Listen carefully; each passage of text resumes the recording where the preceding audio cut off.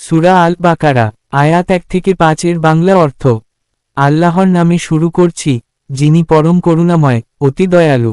প্রত্যেক ভালো কাজ আল্লাহর নামে শুরু করো, বরকত হবে ইনশাআল্লাহ। অর্থ একমাত্র আল্লাহই জানেন। আল্লাহর জ্ঞানের গভীরতা আমাদের বোধের বাইরে, তবুও এতে আছে হিদায়াতের রহস্য। এই কিতাব, এতে কোনো সন্দেহ নেই, এটা মুত্তাকিদের জন্য পথনির্দেশ। এ কুরআন সন্দেহহীন সত্য, আল্লাহভীরুদের জন্য হিদায়াত। যারা অদৃশ্যে বিশ্বাস করে, নামাজ কায়েম করে এবং আল্লাহর দেওয়া রিজিক থেকে দান করে। বিশ্বাস, নামাজ ও দান, এগুলোই মুত্তাকিদের 3 স্তম্ভ।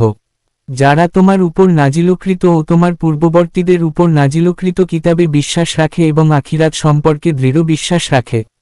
মুসলমানদের বিশ্বাস, সব নবী, সব কিতাব, আর আখিরাতের প্রতি দৃঢ় ঈমান। এরাই তাদের প্রতিপালকের পক্ষ থেকে সঠিক পথে আছে, এবং তারাই সফলকাম। যারা ঈমান ও নেক আমল করে, তারাই প্রকৃত সফল।